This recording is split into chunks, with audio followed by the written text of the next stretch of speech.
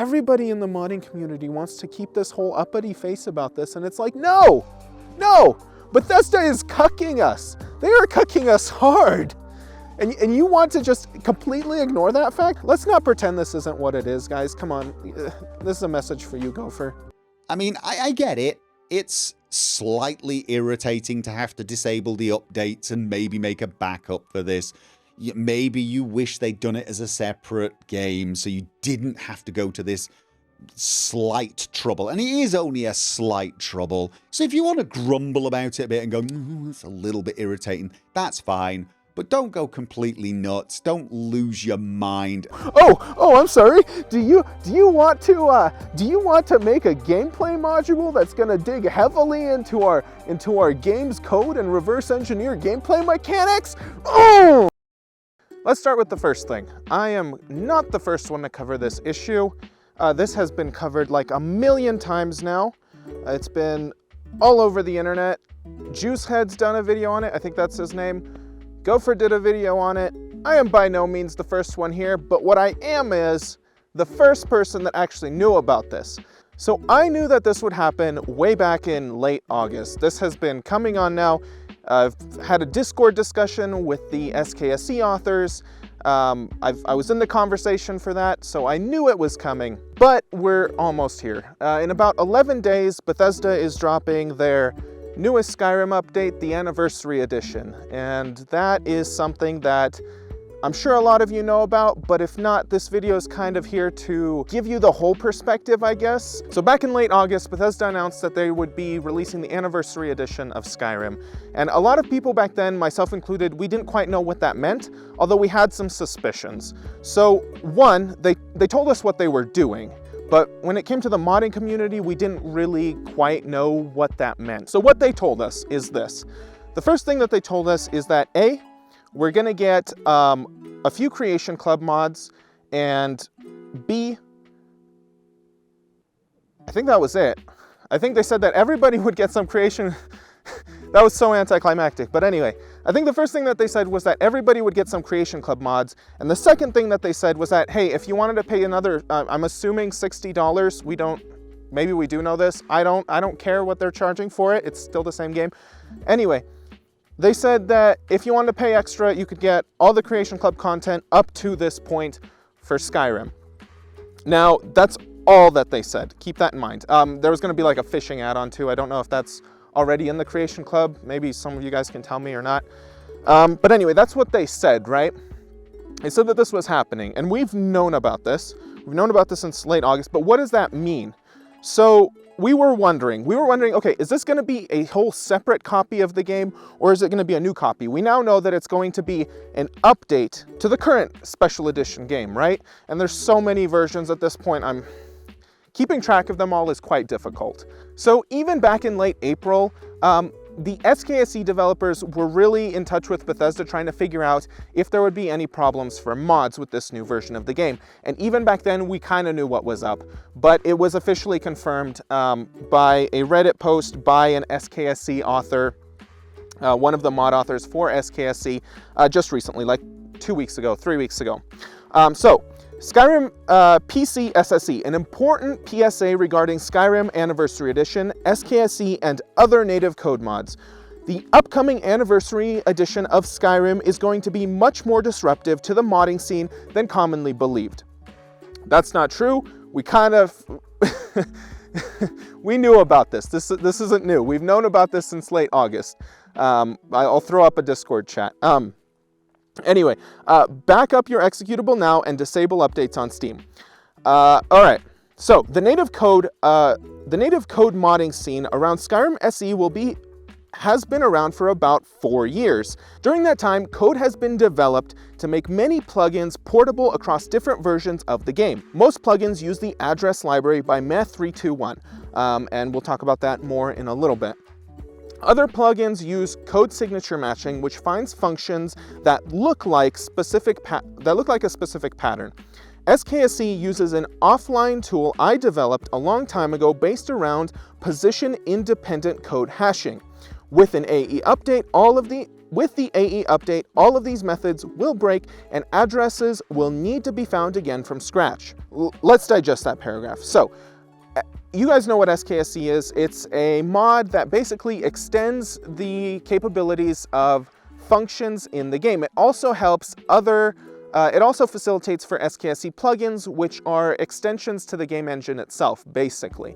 And so to do that, to build that mod, they had to go in and reverse engineer the executable. They had to go in and look at assembly code. If you don't know what that is, just bear with me here. They had to reverse engineer it and figure it out, and figure out where those functions were that they could plug into. I'm just learning this stuff by myself as it is, so maybe you might know more. If you do, feel free to correct me. So originally we were thinking that, hey, this was when they first announced it, a few days in, we were thinking, okay, well, maybe they're just gonna update the Creation Club with new content and it won't be a really big problem.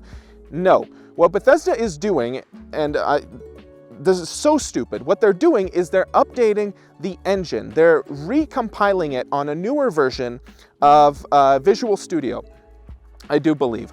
And what that means is that all of the addresses that we found, imagine like an address, like, I don't know, on your street maybe. Imagine it just moving down the block or moving it to a new, it probably won't be a completely new location, although it might be for some things. Imagine it just shifting over. So what that means is that every SKSE mod and SKSE plugin will basically have to be recreated. Maybe not completely, but the authors will need to go in and refine those addresses that they're looking for to make the changes that their SKSE plugin makes. Why did Bethesda do this? Well, okay, so the reason that we knew about this back in August was because Bethesda actually had 2 versions of Skyrim Special Edition at that time. They already had Skyrim Special Edition, which was on Steam, and they had already, earlier this year, released another version of Skyrim Special Edition for the Xbox Game Pass. Now, originally, what I didn't know was that I thought those 2 versions were the same. It turns out no, and we knew this already since they released it, because some people tried to get SKSE 64 running on, they tried to get it running on the Xbox Game Pass version of Skyrim Special Edition. Turns out that doesn't work. And it doesn't work because they recompiled it on a new compiler. So the engine has been completely recompiled and it's been rebuilt, so all the bits that you were looking for, they've been moved around, shifted, etc. So okay, so that raised the big question there already for the SKSE devs in the middle of August when this was announced. Would Bethesda be updating their recompiling their game on the newer version, or would they stick to the old version? And it turns out now that we know that it is a new version, a new recompile. Okay, blah, blah, blah, blah, blah, recompiled, blah, blah, blah, blah, blah, etc. Plugins using address library will need to be divided into pre-AE and post-AE eras. Code signatures and hooks will need to be rewritten. We will all need to find functions again. This is what I was saying. Imagine that every address on the street that SKSE plugins were looking for, pretend they moved down the block or 2 block or 3 blocks or whatever. That's basically what happened. The compiler's inlining behavior has changed enough that literally 100,000 functions, 100,000 functions. Functions is just basically something that a program does, for those of you that aren't very tech savvy. And it takes a lot to find 100,000 entry points for functions. Have disappeared and have either been inlined or dead strapped. To put it in perspective, doing this work takes a reasonable amount of time, takes a long time, for each plugin. I can probably sit there over a few nights and bang out an updated version of SKSE, but my main concern is for the rest of the plugins out there. The plugin ecosystem has been around long enough that people have moved on, and code is left unmaintained. Effectively, everyone who has written a native code plugin will need to do at least some amount of work to support AE. This realistically means that the native code modding scene is going to be broken for an unknown length of time after Anniversary Edition's release. All right, so let's digest that for a minute. Let's go all the way back to 2011 when Skyrim Special Edition was released. And then let's skip ahead 2 or 3 more years to when the DLC was released and you had the Legendary Edition version of the game, which was the first recompile of the engine. Then let's skip forward to 2016 when Bethesda released Special Edition. What happened to all the SKSE mods out there? How long did it take for them to recover? Let's go over that.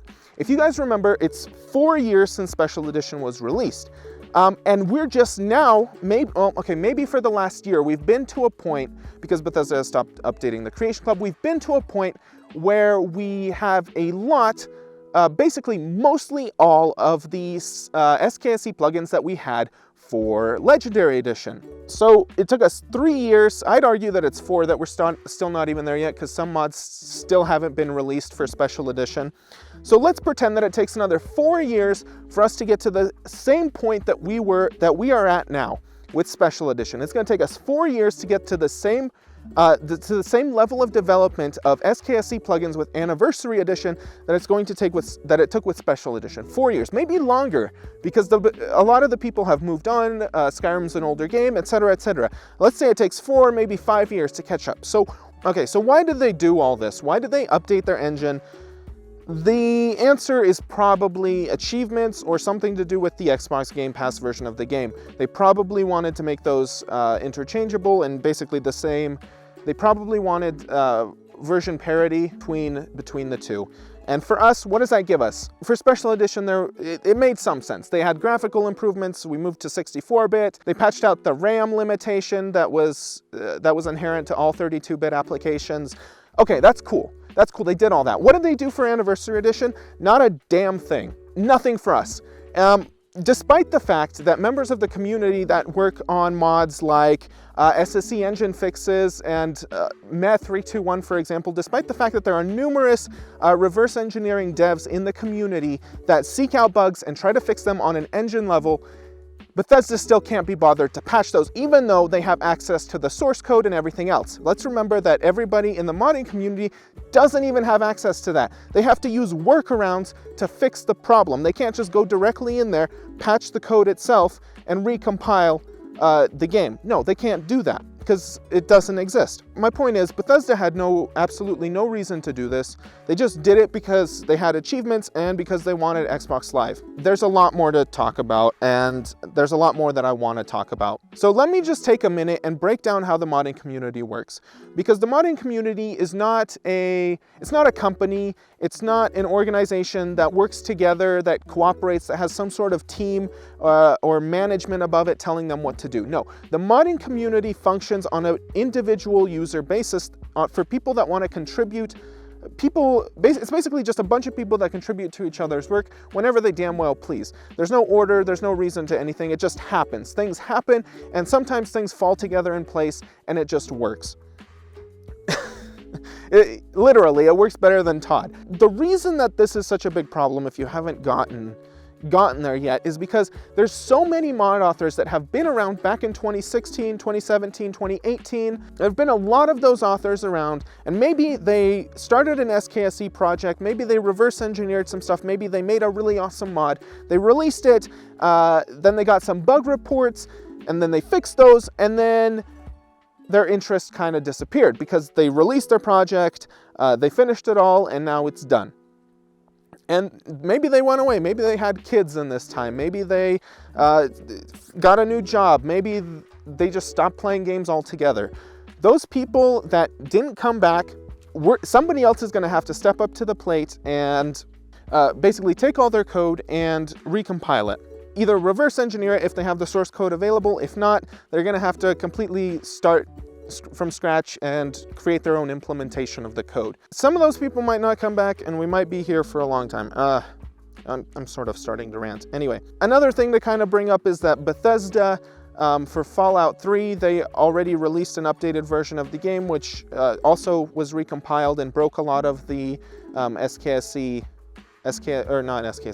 whatever the script extender's name is for Fallout 3.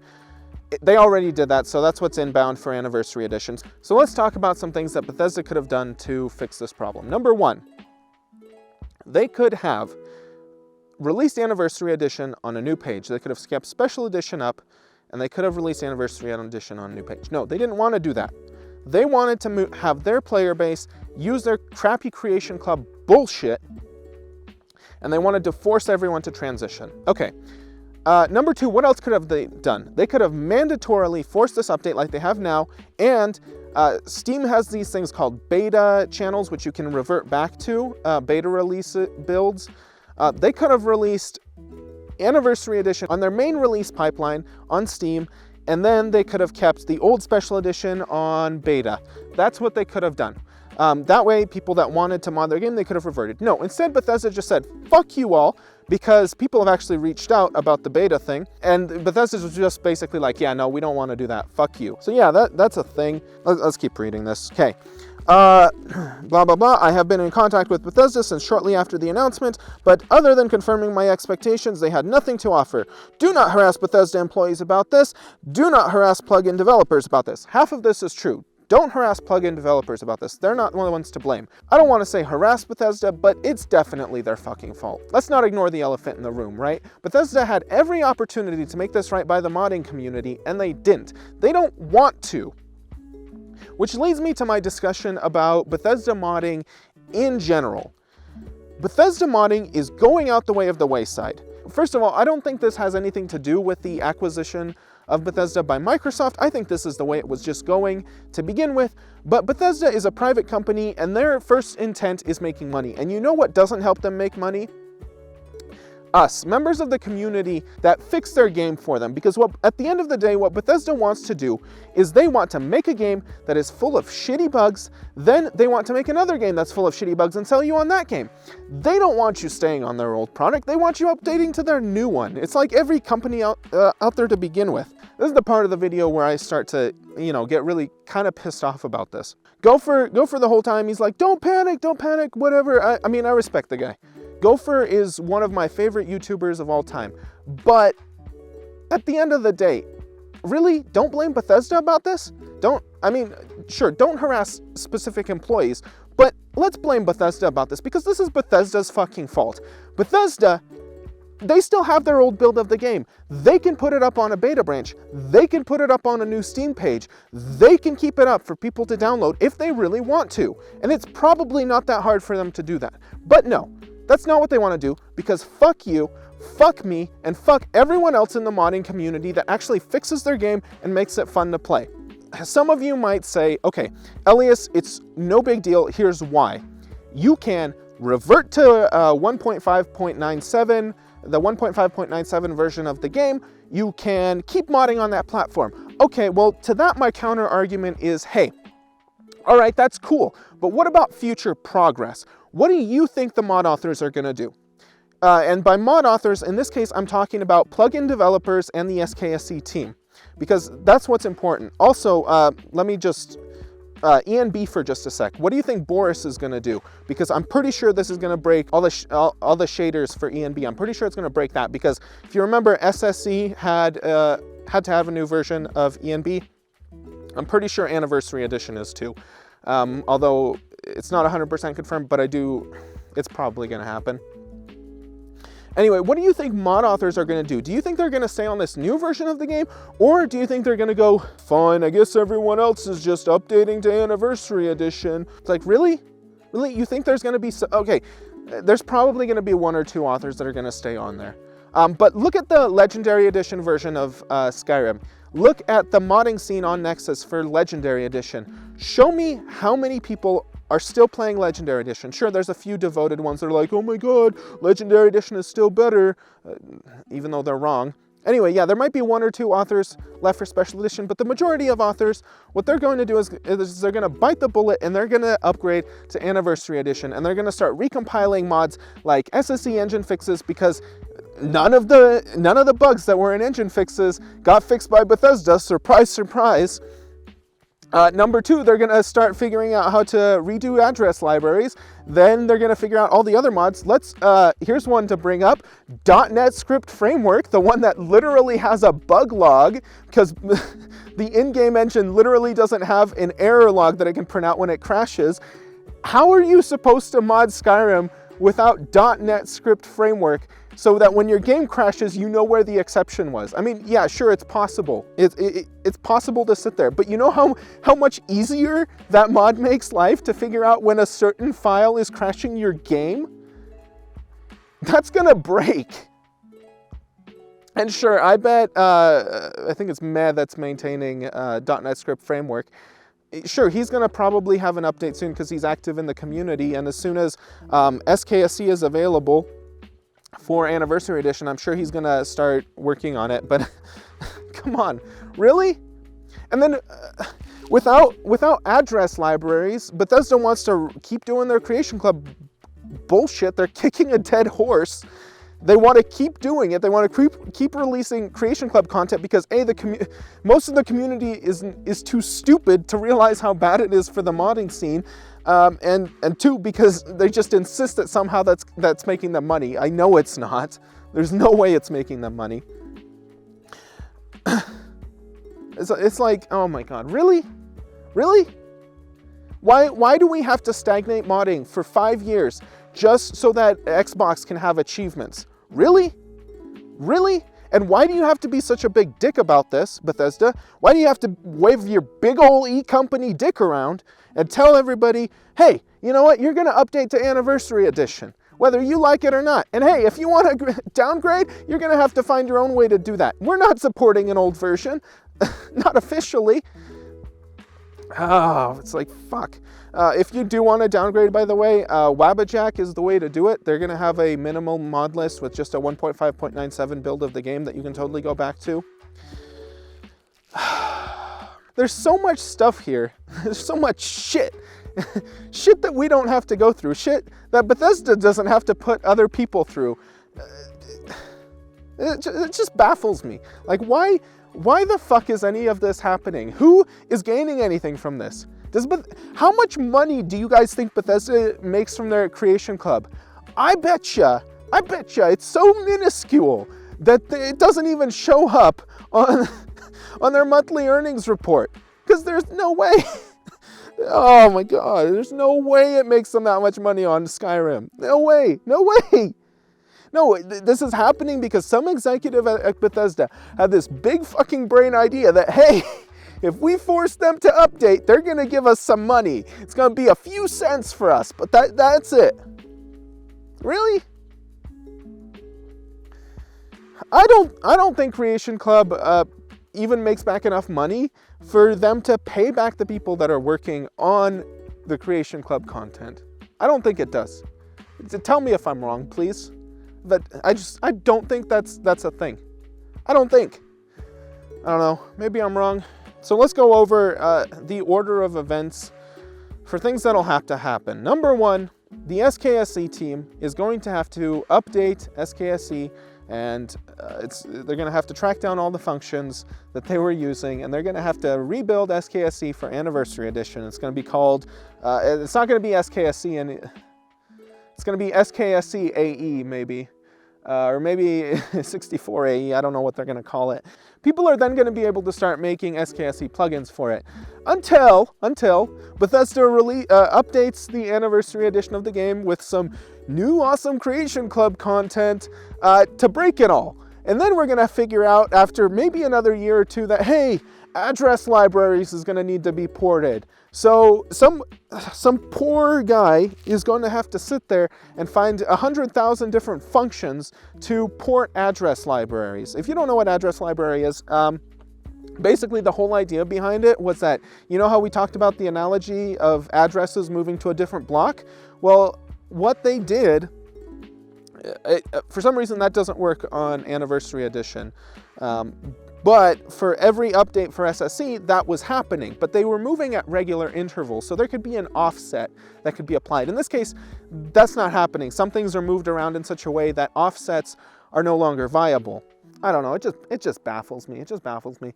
Let's talk about you and Bethesda. Let's talk about how Bethesda doesn't give a shit about you, me, or anyone else. That's what really should be the topic here. Everybody that thinks that The Elder Scrolls 6 is going to be this awesome game, and there's going to be such a modding community behind it. It's like, no. I don't think Bethesda wants a modding community. I think Bethesda's showed the big old middle finger to the modding community. It's like, you know, fuck this. Here's our true colors. We don't want you guys. We don't want you fixing our games. This is what Bethesda is telling us. Let's talk about my project for a minute. BMS, the best mod list for Skyrim. I'm kind of wrapping up the graphics and visuals module right now. There's a few more things I want to add. But, and then my plan was, me having my big brain thoughts here was, hey, you know what comes after BMS 3? BMS 4, gameplay, yeah? and then Bethesda was like, oh, I'm sorry. Do you want to make a gameplay module that's gonna dig heavily into our game's code and reverse engineer gameplay mechanics? Oh, that's what Bethesda said. They said, fuck that. So, this is what I'm telling you right now. BMS 4 is not coming out soon. It's not coming out anytime soon. It's not coming out until, one, SKSE is released for Anniversary Edition. It's not coming out until B. It's not coming out until Address Libraries comes out for Special Edition, or for Anniversary Edition. So many fucking names, I just can't do it anymore. And 3, BMS 4 is not coming out until .NET Script Framework comes out. And also not until all the previous plugins that I'm using in BMS 1 through 3 are ported to Anniversary Edition. You know how long that's going to take? That's probably going to take 2 years. 2 years for me to start working on this. So fun. So fun. Hopefully not. Hopefully I can get started a little sooner. Hopefully I can get to work on my gameplay module. Until then, we're going to be stuck with graphics. And the one upside to this is that I get to keep working on graphics, even though that's like the last thing I want to be doing after 18 months of working on graphics. Yeah, at least I'll get that really polished up on 1.5.97.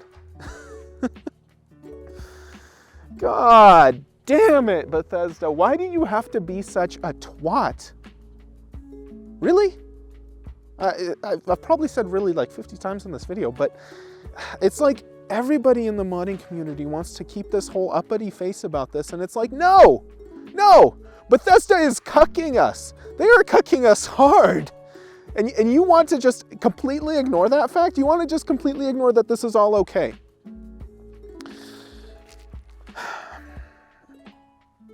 I don't know.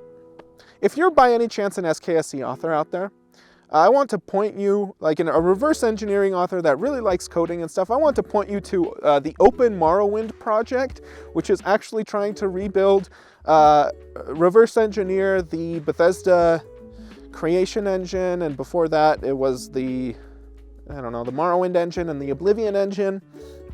They want to reverse engineer that and create an open source version that can run those games. So check out that project. Hey, maybe contribute to it, and maybe in like 10 or 15 years, we'll actually have an open source version of the engine that we can mod. Can you believe that? In 15 years, we might have that. We might be free of Bethesda in like 20 years. Just, let's not pretend this isn't what it is, guys. Come on. This is a message for you, Gopher. Let's just pretend, not pretend that that's the thing, right? Let's try to not pretend that we're not being fucked here, because we definitely are. We're getting fucked by 5 years. I'll see you guys in the next video.